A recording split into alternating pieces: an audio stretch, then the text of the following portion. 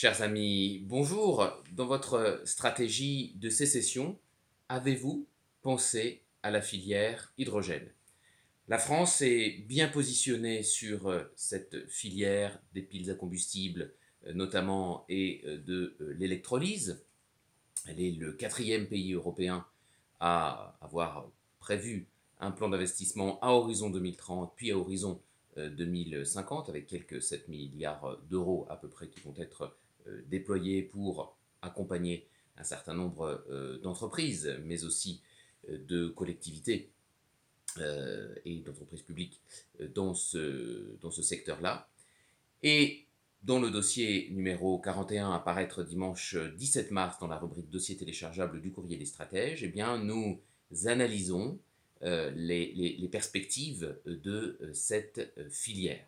Alors, en réalité, comme il s'agit d'une matière première relativement technique, nous dédions toute la première partie à vous expliquer ce qu'est l'élément chimique hydrogène, et en particulier les différents modes de production. Il est absolument important de comprendre pourquoi on ne peut en réalité pas vraiment parler de source d'énergie avec l'hydrogène, mais de vecteur énergétique.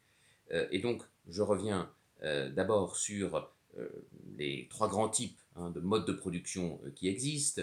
Le vaporeformage du méthane, donc à la vapeur d'eau, l'électrolyse qui est le plus courant mais qui est aussi le plus onéreux, mais qui est neutre au plan carbone, en termes de bilan carbone, puisque ça ne rejette que de l'eau. Et puis troisièmement, la gazéification par combustion du charbon. Et donc, je vous explique d'abord tout cela parce qu'on ne peut pas investir, principe de Warren Buffett, on ne peut pas investir dans une filière, dans des actifs, dans des entreprises, si l'on n'y comprend rien.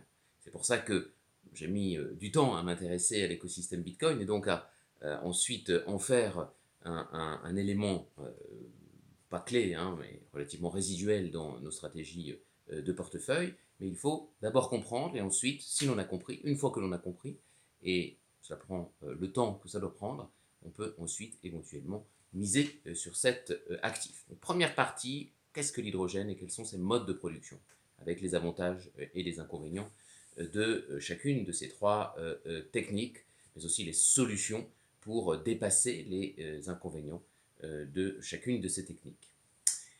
Deuxième partie, nous allons la dédier intégralement à l'examen de la question du carburant du futur. Est-ce que l'hydrogène est un carburant du futur et quelles sont les applications, les principales applications industrielles de l'hydrogène, que ce soit, vous allez le voir à la lecture de ce dossier, dans le domaine de la logistique, dans le domaine de la construction automobile ou dans le domaine, bien évidemment, du transport ferroviaire, mais également fret maritime. Donc on commence à ouvrir et à examiner les unes après les autres l'ensemble des opportunités, des défis aussi très importants, j'en ai dit un mot tout à l'heure, qui pèsent encore sur cette filière.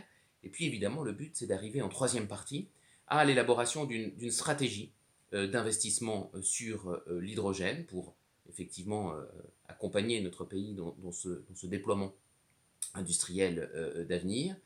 Et donc, l'identification, plus exactement le recensement d'abord, on va dire, des grands acteurs qui investissent dans cette filière-là, que ce soit des constructeurs automobiles, il y en a un certain nombre, au moins 5, mais également des équipementiers automobiles qui, avec des logiques de co-entreprise, d'association, de co-investissement, eh bien, se positionnent parfois extrêmement vigoureusement sur cette filière.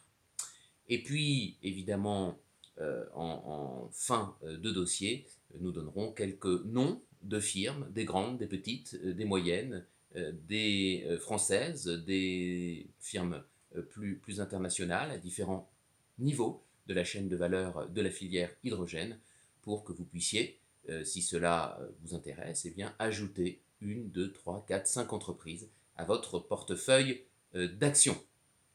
Voilà un petit peu l'architecture de ce dossier sur un sujet technique, mais un sujet d'avenir. Évidemment, comme nous sommes à la moitié du mois de mars, nous accompagnons ce dossier de la mise à jour mensuelle du baromètre, de nos différents portefeuilles sécessionnistes, dont je profite de cette vidéo Pour réexpliquer la philosophie, nous avons bâti depuis juin 2022 eh bien, trois portefeuilles, un portefeuille prudent, un portefeuille dynamique et puis entre les deux un portefeuille équilibré.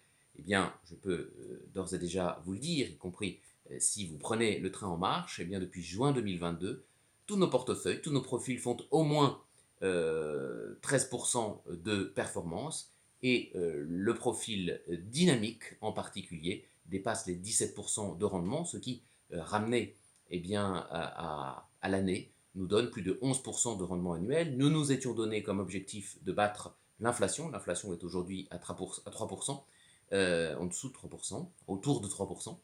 Vous voyez que l'objectif est amplement atteint et non seulement vous n'avez pas perdu de capital, mais il a même évidemment eu tendance à se déployer si vous avez suivi l'ensemble des lignes de ce portefeuille. Et encore une fois, que vous ayez opté pour le profil prudent, c'est tout à fait compréhensible, il n'y a pas de Bitcoin par exemple à l'intérieur, le profil équilibré et le profil dynamique.